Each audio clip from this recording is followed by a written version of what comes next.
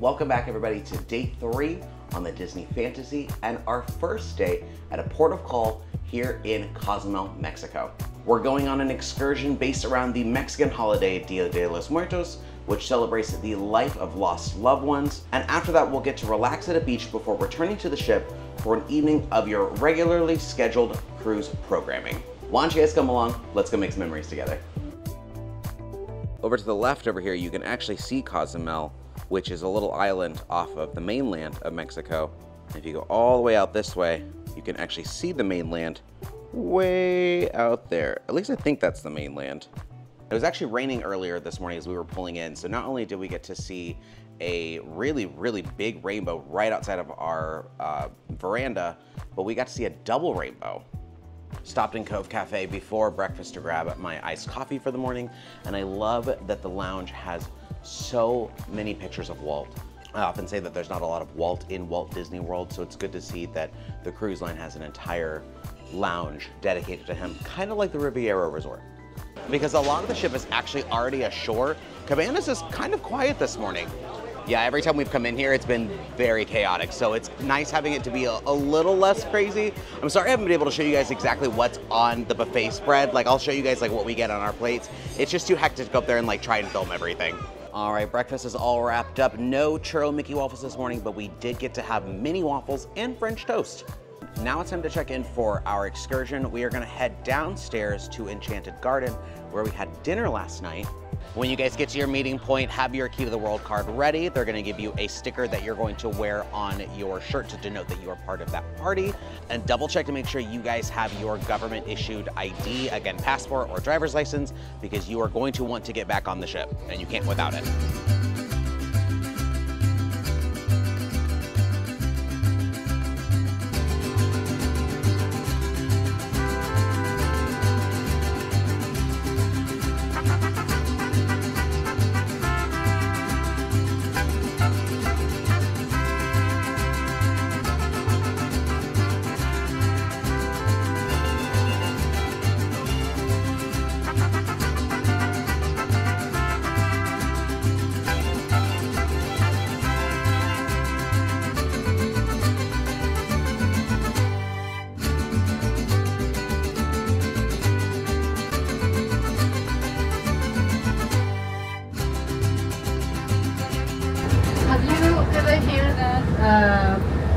Phrase, the Mexican Halloween. Mexican Halloween doesn't exist. Sorry guys. Mexican Halloween doesn't exist. Please never say that. We don't like it. The celebration that we have is the Dia de los Muertos, or Day of the Dead. The people used to say things like, oh, Mexicans are so weird. I celebrate the dead. No, we don't celebrate the dead. We celebrate the life. The most common idea that we have about the dead is that it's the end of something, the end of our life. For the pre-Hispanic cultures, that is completely different. For them, they never talked about the end of something. They were talking about a transition between one stage of life to another one. Have you ever seen the movie Coco? If you remember, in some part of the movie, Miguel, is the most important character, the kid. He went to the underworld, the world of the dead. And if you remember, in some parts of the movie, we can see the pre-Hispanic constructions, pyramids and all of that, underworld. That is something that we call it the Mictlan. Thanks to that movie, we can understand a little more about this tradition. Do you remember the animal that helped Miguel to cross the underworld? Alebrije? Who? Alebrije. Alebrije, the dog. Dante. You remember Dante? Okay. The breed of that dog is a Xolo squinkles. For the Aztec tradition, the Xolos are the guardians of the Mictlan, the only ones that can help you to cross the big rivers before continue the journey to reach the eternal rest. Our excursion actually brings us here to the Mayan Cacao Company, where not only are we going to be learning about Dia de los Muertos, but we're going to be getting to try some culturally significant and traditional Mexican cuisine. Let me tell you, the chocolate back at the time was completely different. The chocolate that the pre-Columbian cultures enjoyed was taken as a drink, as a beverage, with some cocoa powder, flowers, seeds, corn, and dried chili. All of this mixed up only with hot water. With the time we know the Spaniards, they came to America and they didn't like it, the taste of that drink. They say something like, this is no bueno. It's not good. It's bitter. Something is missing. That's why they decide to add more ingredients. Like sugar and milk, and everything changed when they took those beans back to Spain. The story changed on that part of the world. That's why it's very common to think that chocolate comes from Europe. Because today the most famous comes from there, right? Swiss, Belgium, German chocolates are considered the best. This is a traditional altar on the Day of the Dead. Normally it's with 3 levels, with some elements that I already explained. The flowers, the food, the candles, light, salt, white tablecloths. The arch on the top represents the entrance to the world of the living and the dead, right? Some of these traditions say that at midnight of October 31st, the gates of the heaven are opened, and then the souls can cross to this arch to visit us on these special days. That's why we need the flowers, so they can find a place where we put these altars. In some parts of Mexico, they put a path with these petals, so the souls can follow this place, and put the candles on the same. Another families, what they do first, couple days before, they go to the cemetery, clean the graves, and put some flowers and some elements, and spend a little time with these persons on these graves the days before to put the big altar on their homes. Tell me, you recognize this guy? Looks familiar for some of you that saw the movie Coco, because his name was Ernesto de la Cruz in the movie, right? The guy with the white guitar. Well, the real name is Pedro Infante.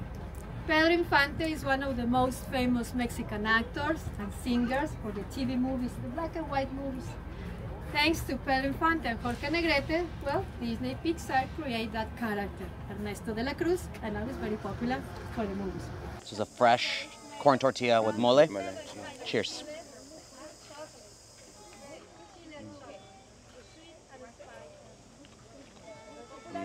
That is good. It's very warm too. All right, what do we got in here? We've got a bunch of different marigolds, we have some candles, some fruit. Oh, hello, Frida. Yeah, they can go at the bottom. These orange ones. Mm-hmm.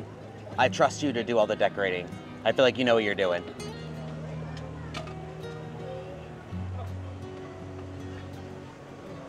Someone's abuela, or tia. Oh, we have a nice tablecloth too. Oh yeah. Got some pan dulce, got some tamales.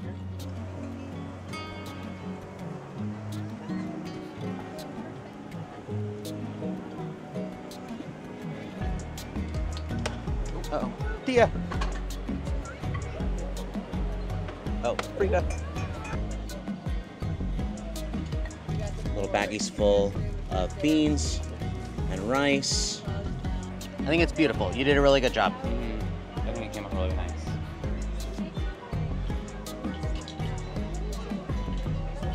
In the Mexican Revolution, or after the Mexican Revolution, in our country we were having a really difficult times. Political, economical, and social difficulties. High difference in the social classes. You was very, very rich, or you were very, very poor. Jose Guadalupe Posadas. He was a cartoonist. He drew this school as a joke, as a mocking for the people of that time. It was kind of rich because they didn't care. Diego Rivera is one of the most famous Mexican muralists. He gave the full body or the chickpea skull, and he called it La Catrina. Catrina is a female name for Catrin. Catrin in Spanish means the well-dressed man, the gentleman well-dressed. Catrina was the well-dressed lady. Doesn't matter how poor you are, how rich you can be. the end of our lives. Everybody going to look like her, like the Catrina, right?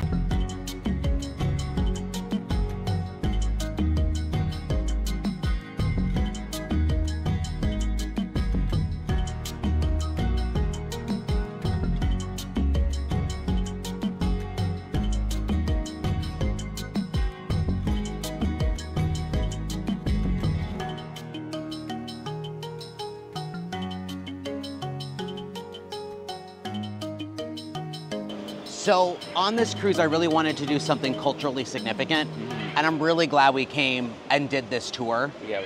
I absolutely adore Dia de los Muertos. I don't necessarily celebrate a lot of the Mexican heritage that I have, so it was really nice being in Mexico and learning a bit more about my culture and my history. And I knew quite a few things going in, but I learned some new things today. Yeah. I did not realize that the ofrendas were represented by the 4 elements. The one that surprised me the most was papel picado, which is the little like streamer, like paper. Decoration paper, there to represent the wind. And I really, really like that. I didn't know that either. I also learned that Ernesto de la Cruz, You Deserve Everything That Happened to You, was based on a real man. I don't know if he was as villainous as Ernesto was, but he was inspired by a real Mexican singer and actor from back in the day. And I still have not seen the Spectre James Bond film, but I know at the very beginning they have an entire parade based on Dia de los Muertos that is not part of Mexican culture. It was more of a personal experience, not really like a citywide thing that, you know, you got to go and do. But because it was so popular because of that movie, now every year since 2016, they do a massive parade down the streets, I believe, of Mexico City, celebrating Dia de los Muertos because it's culturally significant and probably brings in some good money for the country. Yeah. I thought the food was pretty decent. We got a lot more than I thought we were going to. Yeah, I didn't realize we even got food. Yeah, and we still get to try a little bit of chocolate at the very end after where we're going next, which is the beach break. Yeah. So we get to go and explore the little beach resort here. We didn't bring shrimp trunks or anything like that. I think we're just gonna walk around and enjoy it. A little bit. Yeah, wade in the ocean a little bit. But we did get beverage tickets to get a non-alcoholic beverage, which I assume would be soda, water, tea, whatever we want to get, so we can enjoy about the last hour and a half that we have here. Yeah. Sand is a bit hot, so we're gonna wade around in the water for a little bit.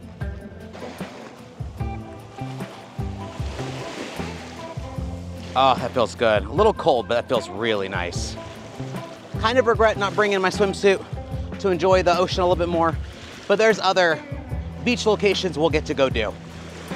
Yeah, I kind of wish we had swimsuits. That's exactly what I said. We've got other beaches we're gonna be spending time at though. Which are probably gonna be better, but. One of my like bucket list things is to do one of those big obstacle courses. Oh my God, they're like a giant hamster wheel. That looks like fun. I don't know if you guys can see it, but that's a giant conch shell. Kind of want to grab it, but I'm kind of afraid something might be inhabiting it. But I've never seen one like in the wild. I've just been continuing to walk down the beach. There's another little play place, inflatable obstacle course thing, because I think this is a whole other resort. Not too far from where I started. We're like that white tent area over there. Just nice just to walk along the water and feel the waves and everything. I've been trying to look for more sea life, but I haven't seen anything other than that conch shell with a potential homeowner. Now, if we didn't end up doing this excursion, the Dia de los Muertos one, there's a Lucha Libre one that sounded really fun, where you got to go and witness like a match of like heroes versus villains, and you get to meet the wrestling team afterwards. I thought it sounded really campy and really fun. But years ago when I did my very first cruise, I believe our first stop was still Cozumel. And we actually went to the mainland and went to the Tulum ruins. And for some reason, this cruise didn't offer that. And I'm kind of bummed because that's probably my favorite excursion I've ever done on any cruise. I just remember it so vividly of like being on the ocean and looking back at the like leftover fortress and the leftover temples and just imagining like what it used to look like back, you know, hundreds and hundreds of years ago, thousands maybe. And it was fun just walking around, learning about the culture and the history and seeing a lot of wild animals. And I really hope that maybe just not just our cruise, but maybe a future cruise will be able to do it. And I hope they haven't gotten rid of it altogether. because I really want Matt to be able to experience it. Also, I sound pathetically out of breath because it is so hard walking through the sand. It's very heavy. It's very, very wet. It's a very good leg workout. Well, it's a few hours later. We have made it back on the ship safe and sound and have begun sailing away from Cozumel. We grabbed a late lunch at Flo's on deck 11, as well as ice cream cone number 3 of the trip, chocolate and banana, which has been my favorite so far. But before we go to dinner tonight, we almost forgot about Mickey's Colorspin dance party on deck 11. So let's go check that out.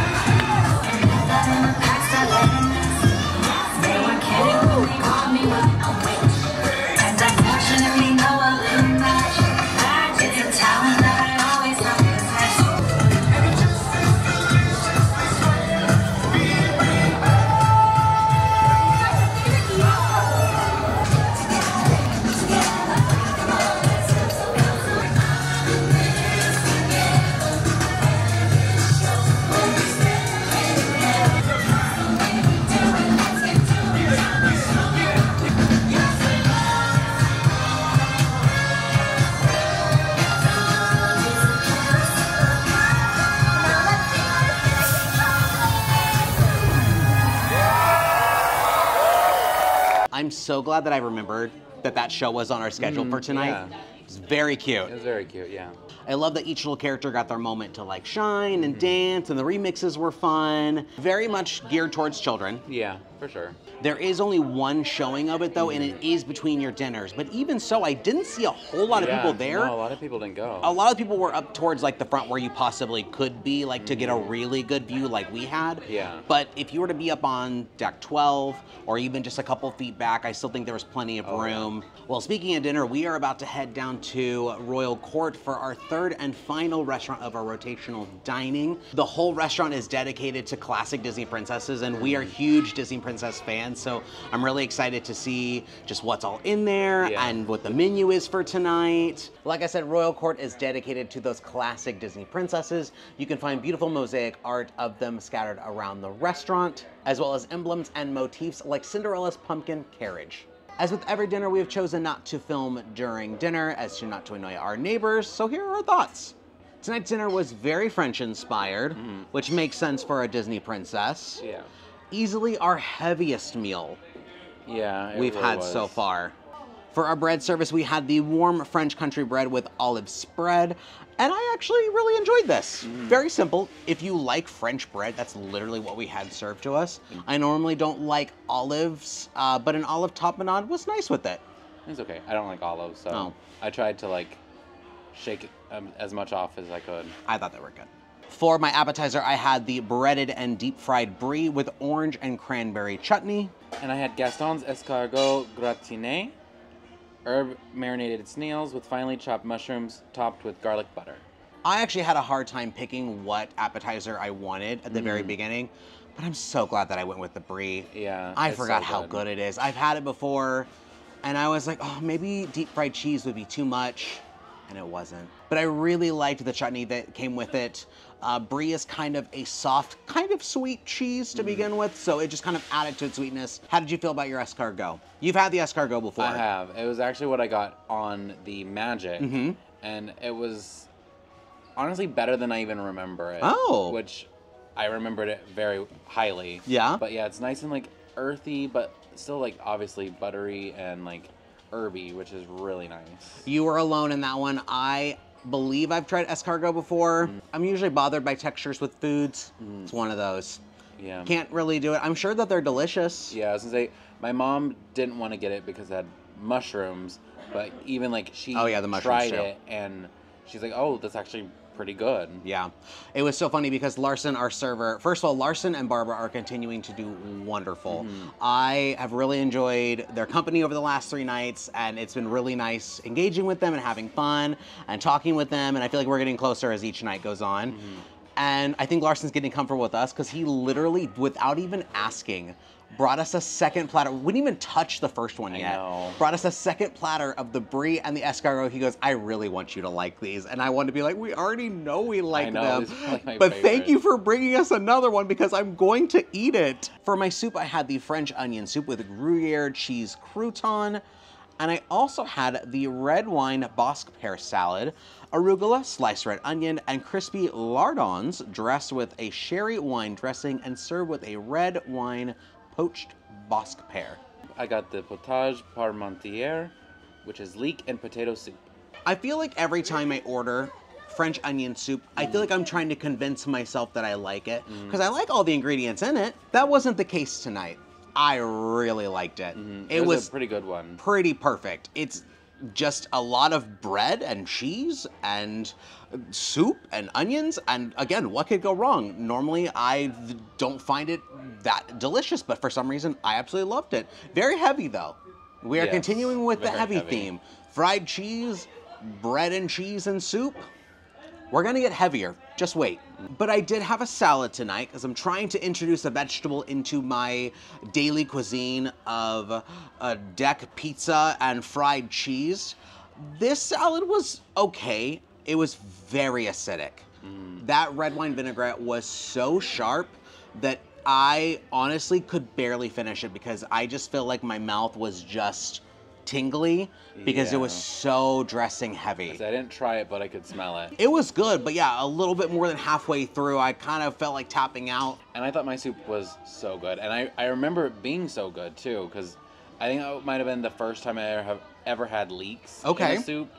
And ever since then, I'm like, I need to have a leek soup Yeah. whenever I see it on a menu. I don't remember if I said this when we ate at Animator's Palette, but the menus, for the most part, from what I've gathered, are identical as other ships. So a lot of the same things we have had over the last 3 nights have been things we have seen or have had in the same menu setting, just in a different restaurant. Yeah. So the black truffle persets we have obviously had, the brie we've obviously had, the escargot. And for our entrees, we each got the konghili, I'm so sorry, pasta with buttered lobster tossed in a tomato shrimp tarragon brandy sauce with lemon basil. And this is where we almost tapped out. Yeah. This was too heavy. It was a huge serving, Very huge. very huge serving. We could have easily Split it. split it. It was extremely splittable. It was way too much food for one person, especially 3 or 4 courses in. We got about halfway through and we said, enough. It might be my favorite entree so far, but I will say it was still a tiny bit disappointing. And I think it's just because it was so overwhelmingly heavy. Yeah. And it was almost a little too fishy. A little bit too much shrimp and lobster flavor that every bite was the same. Yeah, like I know I could just like keep getting wafts of lobster. I'm like, this is a lot. There wasn't enough to break up the monotony of the same flavor and texture constantly coming at you. But of course, we can't forget dessert. I got the classic opera gâteau, which is layers of chacon, I'm so sorry, sponge soaked in coffee syrup and chocolate ganache with rich buttercream. And I was gonna skip dessert, but I wasn't allowed to. And I got the Tahitian vanilla creme brulee with almond biscotti. Yeah, Larson looked at you as you were kind of slumped over in your seat from having too much pasta and too much escargot and too much soup. He's like, no, you should get something even if it's just a bite. Because you should enjoy yourself. And you're like, buddy. It was good. I was hoping it was like the smallest portion ever, which it wasn't. It was fairly large. Yeah, it's probably the largest dessert. I'm not usually huge on creme brulee, but it was like a really nicely made creme brulee. Yeah, and I actually really liked my opera cake. It was a fairly light finish to the meal, so I'm glad I at least had something a little bit on the lighter end. It was nice having that kind of like coffee flavor in there. I've had the opera cake before, and I do enjoy it, so it was nice ending with something, again, that I was very familiar with. And if you're looking for something small, that was the smallest one. That was a small dessert. You looked at it, you're like, I should have got that because that was little. One bite would be half of it. I know. Overall, pretty pleased with dinner. I think it's probably our strongest meal we've had so far. I think we're still 3 for 3 on somewhat disappointing entrees. Yeah. Now, typically what they say to do is to listen to your server's recommendations, and I've been going outside the box and not getting those because it's just not what sounds good in the moment. But I think tomorrow I might just say, hey, you know what? Whatever your recommendation is, I'm gonna take, and then we'll kind of go from there to see if that's just what's better. We still have 4 more nights of dinners? Wow. We're almost at the halfway point. Yeah, we are. Doesn't quite feel like it, but also kind of does at the same time. Cruises are very confusing. I don't know what day it is anymore.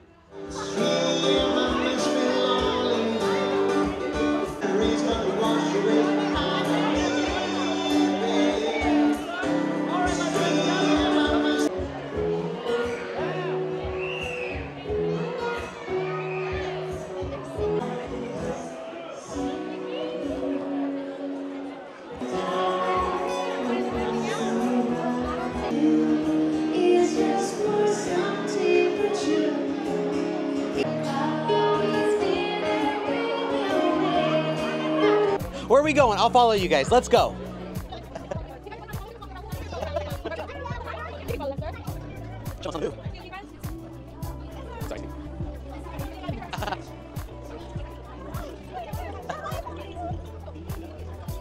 Right here. Would you like? You guys are quick.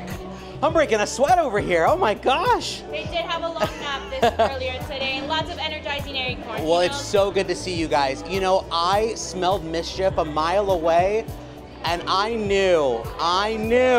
You? Who? Them? Oh, never. They're on good terms right now. You know, they're on their best behavior. Maybe for now, but tomorrow for Pirate Night, I think that's more your speed. Yeah, there you go. Maybe you can help us find that golden acorn we're looking for, right, boys? Okay. Yeah, all right, there we go. I'll bring my shovel, I'll bring my binoculars, I'll bring whatever. Oh.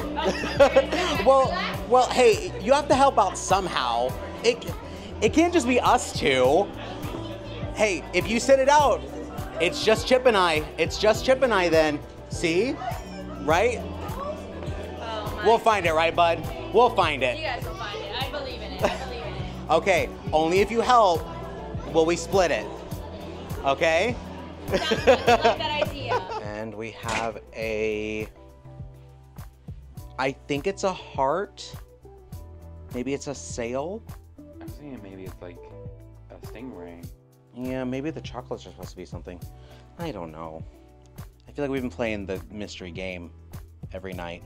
Well, guys, thank you so much for coming along with us today on day 3 of our Disney Fantasy Cruise Line series. We did Mexico today. Mm-hmm. It's a lot of fun. It was. I loved doing our excursion. I loved our tour guide, Patty. Patty was really She sweet. was wonderfully sweet, very informative, and was just, it made the whole experience really enjoyable just interacting with her. Even like after the tour, we kind of stopped and talked to her a little bit when we did the chocolate tasting, and she just seemed like a very, very sweet, genuine person. Yeah. Because we were gone all day, we really didn't get to do a whole lot around the cruise ship in general. But tomorrow, we will get to do a lot of stuff around the ship. Because even though we're gonna be at Grand Cayman, we have decided to stay on the ship to try and do some things and enjoy the ship with a little bit less people on it. Yes. So I'm hoping, bucket list things for tomorrow, aqueduct, #1 thing. I really, really, really wanna do that. I'm hoping that with less people, that we can finally win trivia. Not that we didn't try a Today. trivia earlier and still didn't win. Yeah. We were basically like 5th place because first was a 4-way tie. Yeah. And we were 1 point off. We were like, ugh, Did we do 2 trivias today? just the one. We just said the one. Yeah. Okay. Well, maybe we should stop saying when we don't make the win and just tell you guys when we do. That way it's less embarrassing. If you guys haven't done so already, make sure you guys like our video, subscribe to our channel, hit the notification bell, the way you guys get updates on all of our future adventures, and let us know in the comments, if you guys have been on a cruise, what's your favorite excursion port you guys have done? And as always, thanks for making memories with us. I've been Adrian, And I've been Matt. and we'll see you guys next time. Bye!